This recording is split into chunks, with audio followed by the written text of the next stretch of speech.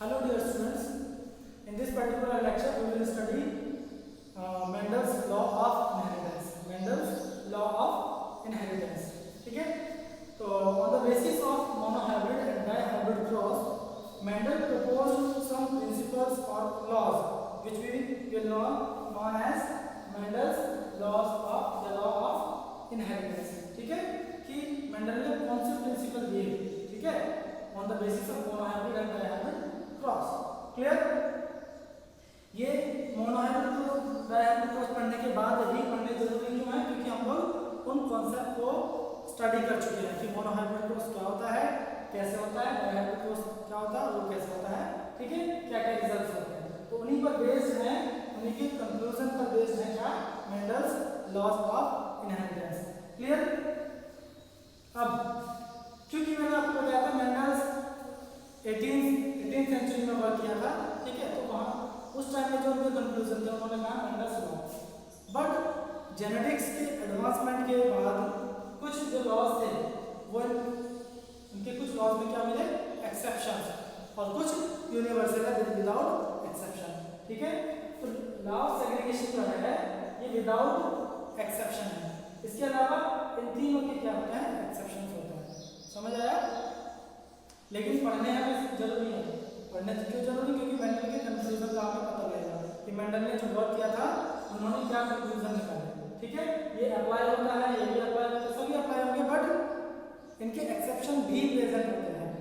तो अभी हम एक्सेप्शन ना पढ़ के जनरल चीजें पढ़ रहे हैं। ठीक है, तो सबसे पहले आता है principle of paired factor. Principle of paired factor. ठीक है, जैसे कि हमने मेंडलिज्म पढ़ा था, मेंडल के बारे में मैंने आपको बताया था, तो मैंने आपको ये बताया था कि मेंडल्स ने एक टर्म प्रपोज किया था फैक्टर। ठीक है, जिसको आज हम क्या बोलते हैं एलील या जीन बोलते हैं। जीन बोलते हैं या फिर एलील बोलते हैं। मेंडल ने उसको क्या बोला फैक्टर। उन्होंने मेंडल ने ये बताया था कि कोई भी कैरेक्टर होता है, ठीक है, तो उसको कंट्रोल करने की जो यूनिट होती है उसको उन्होंने क्या कहा फैक्टर कहा। ठीक है, और उन्होंने ये भी बताया था कि factors are present in pairs. Factors किसमें प्रेजेंट होता है? पेयर्स में प्रेजेंट होता है। मतलब कि जो फैक्टर होगा वो दो फॉर्म में प्रेजेंट होगा। जैसे कि हम जीन की दो अल्टरनेट फॉर्म पढ़ते हैं, आज हम क्या बोलते हैं उसको जीन, और उसकी दो अल्टरनेट फॉर्म पढ़ते हैं allele, allele 1 and allele 2। Clear? For example हमने पढ़ा जीन ऑफ टॉलनेस, प्लांट के अंदर टॉलनेस का जो जीन है। ठीक है, तो जो कैरेक्टर है प्लांट की हाइट, उसकी दो फॉर्म होती है, एक तो कैपिटल टी वाले, ठीक है, जिसमें दोनों कैपिटल टी है, तो एक एलील कैपिटल टी, इसको बोलते हैं डोमिनेंट। क्या बोलेंगे? डोमिनेंट। और एक स्मॉल टी, जिसको बोलते हैं रिसेसिव। ये डोमिनेंट रिसेसिव अभी हमें पता है, बट मेंडल को नहीं पता था। बस उन्होंने क्या बताया था कि फैक्टर जो होते हैं पेयर्स में प्रेजेंट होते हैं। ये वाली जो इन्फॉर्मेशन है ये मेंडल ने नहीं बताई थी, ये हमको जेनेटिक के एडवांसमेंट के बाद पता लगी। तो इससे प्रूव होता है कि हाँ जो जीन्स हैं या जो फैक्टर मेंडल ने बताया था और अब हम उसको जीन बोलते हैं वो पेयर में प्रेजेंट होते हैं। क्लियर? तो ये था principle of paired factors. Exception आपको नहीं पढ़ाऊंगा क्योंकि आपके सिलेबस में नहीं है, ठीक, अदरवाइज इसके एक्सेप्शन भी प्रेजेंट होते हैं। क्यों? कैसे? बहुत सारे ऐसे जीन होते हैं जिसके एक से ज्यादा एलील होते हैं, मतलब 3 एलील हो सकते हैं, 4 एलील हो सकते हैं, तो वो एक्सेप्शन हो जाएंगे। ठीक, तो ये था हमारा principle of paired factor. Next आता है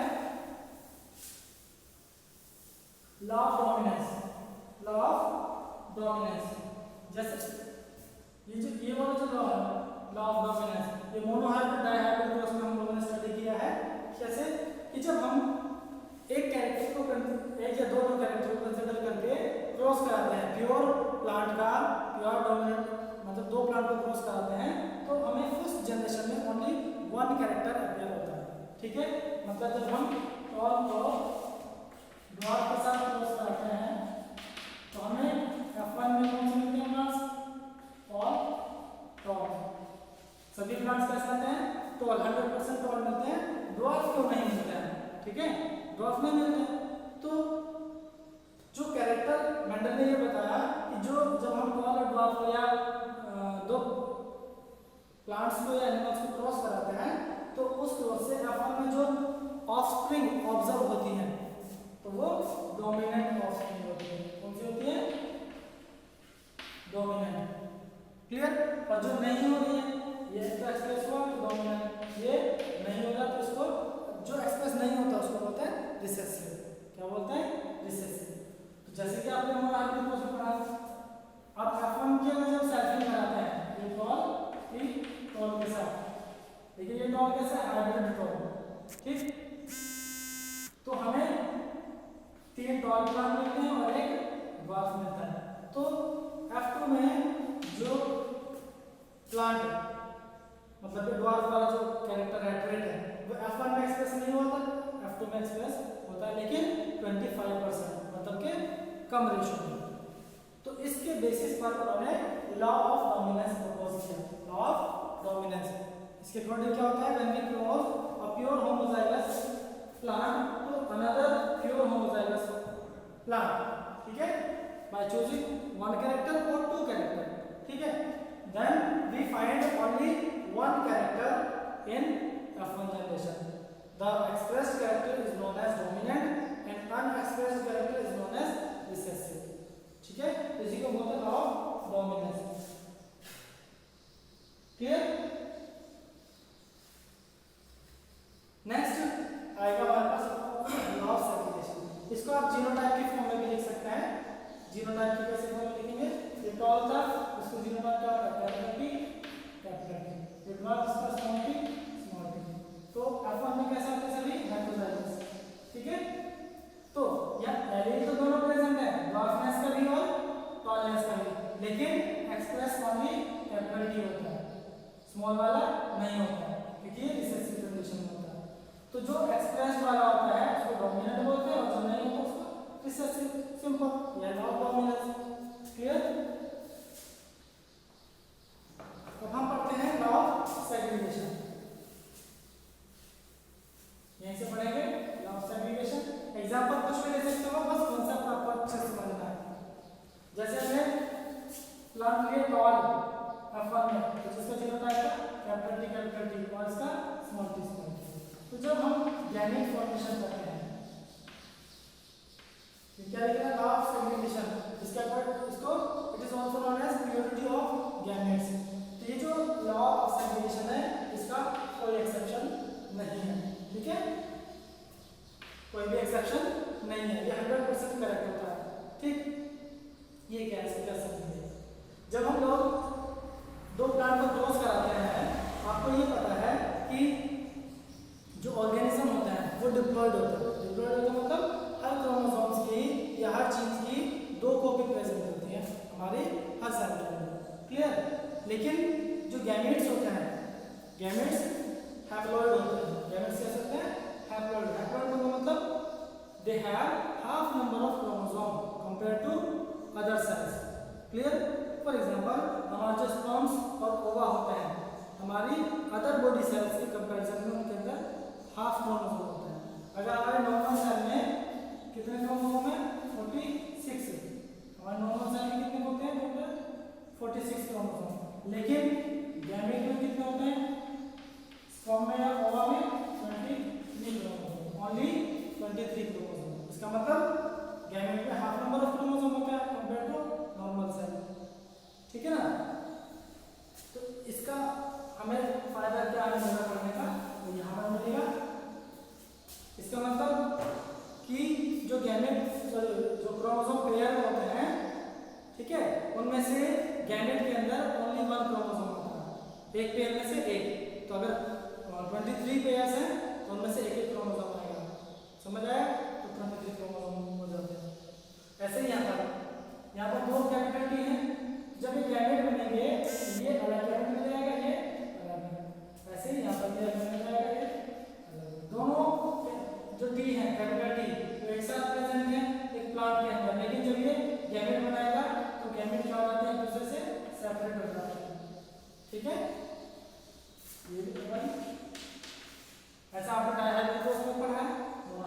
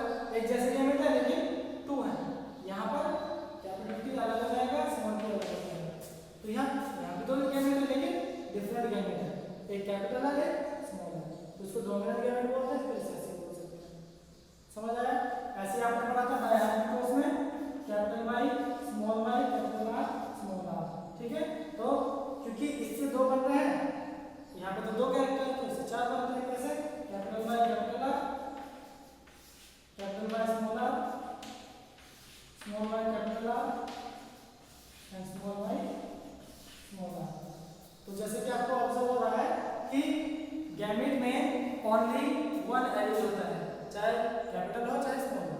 एक कैपिटल Y मतलब एक Y एक R, यहाँ पे एक Y एक R, यहाँ एक Y एक R, ये कैपिटल R आएगा। ठीक है, इसका मतलब पेयर में से ओनली वन एलील गैमेट के अंदर ट्रांसफर होता है, दोनों एलील कभी नहीं जाते। और जो दोनों एलील होते हैं वो डिफरेंट डिफरेंट गैमेट में होते हैं। देखो कभी भी Y Y के साथ में होगा कैपिटल में, R R के साथ में नहीं होगा। ठीक है, तो इसको बोलते हैं प्योरिटी ऑफ गैमेट्स या law of segregation. Last one is law of independent assortment. Law of independent assortment ये बेसिस है, किसके ऊपर बेस्ड है? ये डायहाइब्रिड क्रॉस के ऊपर बेस्ड है। डायहाइब्रिड क्रॉस के ऊपर कैसे बेस्ड है? जब आपने पढ़ा था कि दो कैरेक्टर एक ही साथ स्टडी करते हैं, सीड की शेप और सीड का कलर। ठीक है, तो इसके according the inheritance of seed colour, inheritance of seed colour does not affect the inheritance of seed shape. दो कैरेक्टर पढ़ रहे हैं ना, तो एक कैरेक्टर का इनहेरिटेंस का इफेक्ट दूसरे कैरेक्टर के इनहेरिटेंस पर नहीं पड़ता। ठीक है, इफेक्ट किसका पड़ता है? एलियंस का।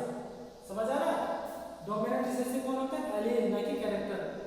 ये कैपिटल टी है, ये स्मॉल टी है, तो ये कैपिटल वाला इसके ऊपर डोमिनेंट है, लेकिन यहाँ पर जैसे ये बात ये डायहाइब्रिड होता है, ये कैपिटल Y स्मॉल y है, कैपिटल R स्मॉल r है, तो ये कैपिटल Y स्मॉल y पर तो डोमिनेंट है, जिसकी वजह से ये होगा। लेकिन ये कैपिटल Y इस R पर डोमिनेंट नहीं है, इसका जो फिनोटाइप आएगा इस कैपिटल R के जैसा आएगा। ठीक है, ये तो इजी है, बट अगर फिनोटाइप आ गया हमारे पास ये capital Y small y capital R small r, तो यहाँ पर ये कैपिटल Y स्मॉल y पर तो डोमिनेंट है, जिसकी वजह से ये आएगा। लेकिन ये कैपिटल Y R पर डोमिनेंट नहीं होगा। अगर R एक भी कैपिटल R नहीं है तो इन दोनों रिसेसिव वाला फिनोटाइप आएगा। ठीक है, येलो की वजह से राउंड नहीं बोलेंगे इसको, क्योंकि इसमें एक भी कैपिटल R नहीं है, तो इसका वजह से क्या आएंगे? रिंकल। ऐसी small y capital R small r। ठीक, ये राउंड होगा बट ये येलो नहीं होगा, क्योंकि दोनों स्मॉल y हैं, तो ये ग्रीन एंड राउंड। समझ आया? तो इस तरीके से एक जो कैरेक्टर है सीड की कलर और सीड का शेप, तो सीड के कलर का सीड की शेप पर कोई भी इफेक्ट नहीं होता है, और सीड के शेप का सीड के कलर पर इफेक्ट नहीं होता है। इन दोनों का जो इनहेरिटेंस है वो होता है इंडिपेंडेंट टू ईच अदर, इसी को बोलते हैं law of independent assortment. Clear? तो ये था हमारा मेंडल्स लॉ ऑफ इनहेरिटेंस। ठीक है, इन सब को समझने के लिए आपको मोनोहाइब्रिड डायहाइब्रिड क्रॉस को बहुत अच्छे से डिटेल में पढ़ना पड़ेगा, तभी समझ में आएगा, अदरवाइज नहीं आएगा। क्लियर?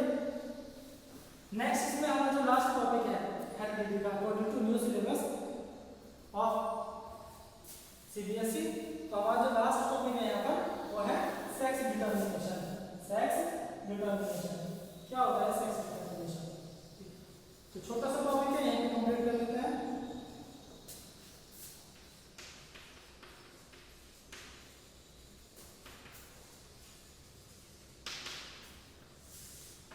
तो क्या होता है?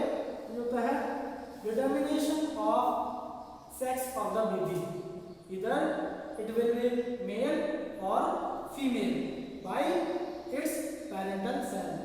Clear? Determination of baby's sex, whether it will be male or female by its parental cells. जो पेरेंट्स होते हैं उनके जो गैमेट्स होते हैं उनकी वजह से कैसे डिटरमाइन होता है कि कोई ऑर्गेनिज्म जो डेवलपिंग बेबी होगा वो मेल होगा या फीमेल होगा। समझ आया? तो हम इसका बहुत बेस्ट एग्जांपल ह्यूमन में और ड्रोसोफिला में। ठीक है, ड्रोसोफिला में और ह्यूमन में सेक्स डिटरमिनेशन कैसे होता है वो हम लोग पढ़ेंगे। एक्चुअल में तो एक जैसे ही होता है, हम ह्यूमन वाला सेक्स डिटरमिनेशन पढ़ेंगे। ठीक, कि मेल और फीमेल कैसे डिटरमाइन होते हैं पेरेंटल सेल्स में। तो सबसे पहले इसमें आपको पता होना चाहिए in human there are two types of chromosomes. Two types of chromosome. Total chromosome कितने होते हैं ह्यूमन में?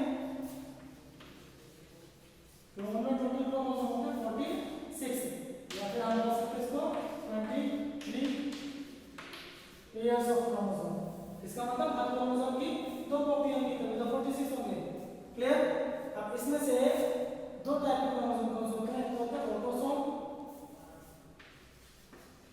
ऑटोसोम।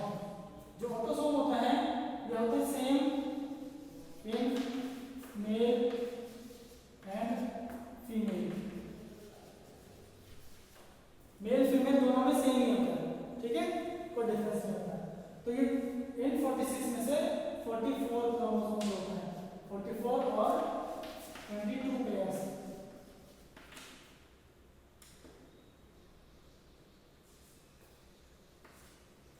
क्लियर?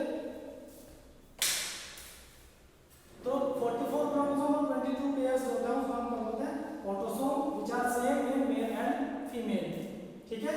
वो किस फॉर्म में होते हैं? वो होते हैं एक्स फॉर्म, मेल में भी फीमेल में भी।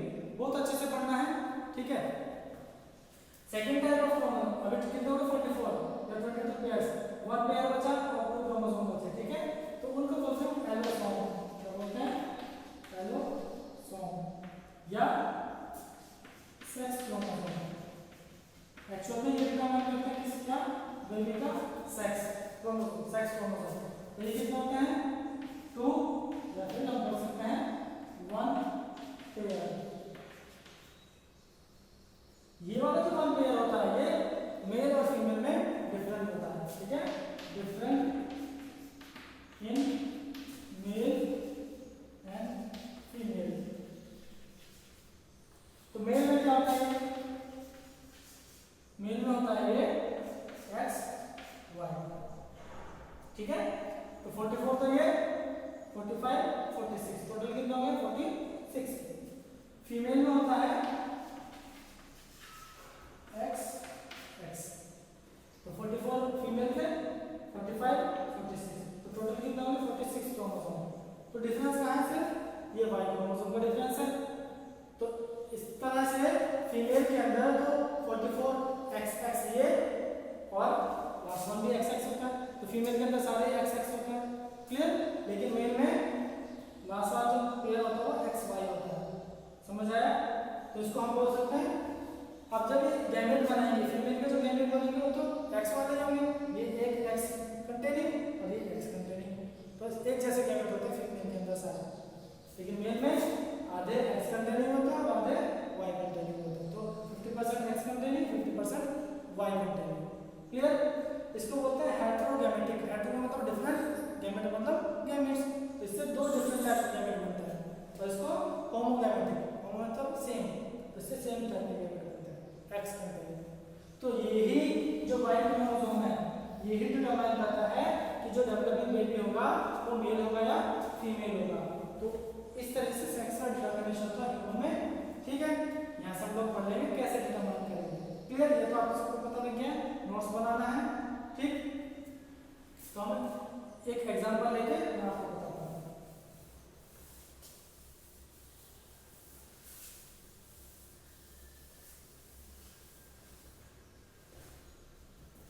तो हमारे पास दो पेरेंट हैं, एक तो मेल और एक फीमेल। मेल के गैमेट को स्पर्म्स बोलते हैं, फीमेल के गैमेट को ओवा बोलते हैं या एग बोल सकते हैं, ठीक। तो इनके अंदर क्रोमोसोम्स कितने होता है? मेल के अंदर 46 होंगे, लेकिन लास्ट में जो है वो वाई है, ठीक है, एक्स वाई। तो हम यहाँ पर लिख सकते हैं 44 प्लस एक्स वाई, तो यहाँ पे लिखेंगे 44 प्लस एक्स एक्स, समझ आया? ठीक। अगर हम 44 को ना भी लिखें तो कोई भी फर्क नहीं पड़ता है, लेकिन आपको समझने के लिए जरूरी है कि जब गैमेट बनते हैं तो इनके भी हाफ होते हैं और इसके भी हाफ होते हैं। मतलब अगर गैमेट बनेगा तो 44 के आधे कितने हो जाएंगे? 22, और इसका आधा क्योंकि ये 2 है तो ये भी अलग हो जाएगा, प्लस एक्स। ये गैमेट कैसा बनेगा? और 22 प्लस वाई, तो गैमेट इस तरह का बनेगा। यहाँ पर दोनों गैमेट सेम बनेंगे, 22 प्लस एक्स, 22 प्लस एक्स, समझ आ रहा है? तो इस तरीके से जितने भी क्रोमोसोम होते हैं उनकी एक कॉपी क्या करना है, ठीक है। तो ये तो मैंने समझा दिया, इसको अभी के लिए रफ कर देता हूँ, ठीक है, और इसकी मैकेनिज्म पढ़ लेते हैं। तो हमारे पास क्या है, मेल के अंदर एक्स वाई, फीमेल के अंदर एक्स एक्स। जब इनके अंदर रिप्रोडक्शन होगा तो सबसे पहले गैमेट बनते हैं, सबसे पहले क्या बनेंगे, गैमेट। तो यहाँ पर एक गैमेट दिया होगा, एक गैमेट, क्योंकि गैमेट फॉर्मेशन में दोनों अलग अलग हो जाएंगे, यहाँ पर एक एक्स, ठीक। तो एक ही जो फ्यूज करने की कैपेसिटी है, जैसे कि हमने प्लांट में पढ़ा है, ऐसे ही में पढ़ेंगे। तो ये वाला जो गैमेट है एक्स, वो इन दोनों से फ्यूज हो सकता है। तो अगर ये एक्स इस एक्स से फ्यूज होता है तो क्या जाएगा, क्योंकि स्पर्म एंड ओवा, ये क्या है, स्पर्म्स, ये क्या है, ओवा। तो स्पर्म और ओवा के फ्यूजन से क्या होता है, ज़ाइगोट, जैसे कि हमने चैप्टर में प्रोडक्शन में पढ़ा। तो ज़ाइगोट का जो जीनोटाइप होता है एक्स और ये एक्स, ज़ाइगोट का मतलब न्यूक्लियस एक्स एक्स, तो ये वाला एक्स, ये वाला एक्स, ठीक है। तो एक्स एक्स, क्योंकि दोनों क्या है, एक्स एक्स, तो ऐसा जीनोटाइप किसका होगा, फीमेल का।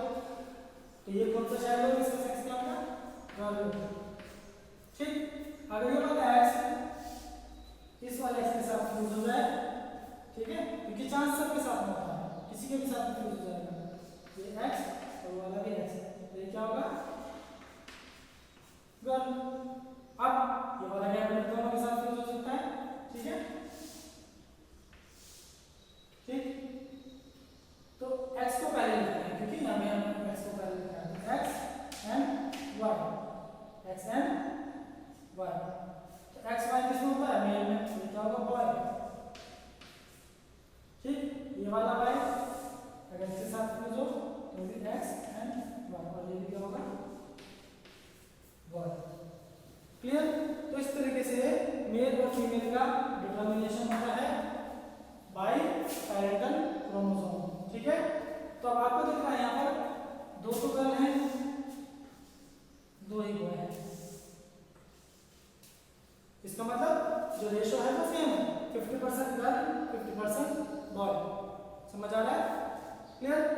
तो फीमेल का या मेल का कोई रोल नहीं होता है कि उनका जो बेबी होगा वो मेल होगा या फीमेल होगा, वो किसका रोल होता है, उनके क्रोमोसोम्स का, ठीक। और क्रोमोसोम मेल का एक्स फीमेल के एक्स से फ्यूज हो रहा है, मेल का वाई फीमेल के एक्स से फ्यूज हो रहा है। ये जो फ्यूजन है ये बाय चांस होता है, बाय चांस, मतलब ये पहले से डिटरमाइन नहीं होता कि एक्स वाई से फ्यूज हो रहा है, वाई एक्स एक्स से फ्यूज हो रहा है। ये तो बाय चांस डिपेंड करता है कि फीमेल के एक्स से मेल का वाई फ्यूज हो रहा है, फीमेल के एक्स से मेल का एक्स फ्यूज हो रहा है, ठीक है। तो 50% चांस होता है दोनों पे फ्यूज होने का, एक्स का एक्स के साथ या वाई का एक्स के साथ, क्लियर। एक्स के साथ फ्यूज होता है तो गर्ल बनती है, और वाई एक्स के साथ फ्यूज होता है तो बॉय बनता है। तो there are 50% chance of each sex in every generation और एवरी प्रेगनेंसी। तो there is no role of mother और फादर इन डिटरमाइनिंग सेक्स। तो mother and father should not be responsible for determining या producing girl child और boy child regularly, ठीक है। तो क्योंकि अभी हमारे उसमें कम्युनिटी में ऐसे बोलते हैं कि जो मदर होती है उसको ब्लेम किया जाता है कि गर्ल चाइल्ड प्रोड्यूस करती है एवरी टाइम, और कुछ बोलते हैं कि फादर को ब्लेम करते हैं। तो इसमें कोई उनका कोई रोल नहीं होता है, जेनेटिकली डिपेंड करता है, क्रोमोसोमल इनहेरिटेंस पर डिपेंड करता है, समझ आया। तो ह्यूमन में सेक्स डिटरमिनेशन ऐसा होता है। इसके अलावा जो कुछ ऑर्गेनिज्म हैं जैसे रेप्टाइल्स होते हैं या फिर टर्टल्स होते हैं, तो उनमें एनवायरमेंटल सेक्स डिटरमिनेशन हो सकता है। मतलब जैसे अगर लो टेम्परेचर पर रखेंगे उनको, उनके जो एग होंगे अगर लो टेम्परेचर पर रखेंगे तो मेल बनेंगे, ठीक है, और हाई टेम्परेचर पर रखेंगे तो फीमेल बनेंगे। तो इस तरह की सेक्स डिटरमिनेशन को क्या बोलते हैं हम लोग, एनवायरमेंटल सेक्स डिटरमिनेशन, क्लियर। इसके अलावा पार्थेनोजेनेसिस को आप रिप्रोडक्शन में पढ़ चुके हैं, वो आपके सिलेबस में भी नहीं है। तो यहाँ पर इतना ये कंप्लीट हो जाता है, हमारा हेरिडिटी का जो सिलेबस था वो यहाँ पर कंप्लीट हो जाता है। इवोल्यूशन वाला जो पोर्शन है वो सीबीएसई की गाइडलाइन के अकॉर्डिंग डिलीट हो चुका है, तो उसको हम लोग इस साल स्टडी नहीं करेंगे, आपको भी स्टडी नहीं करना है।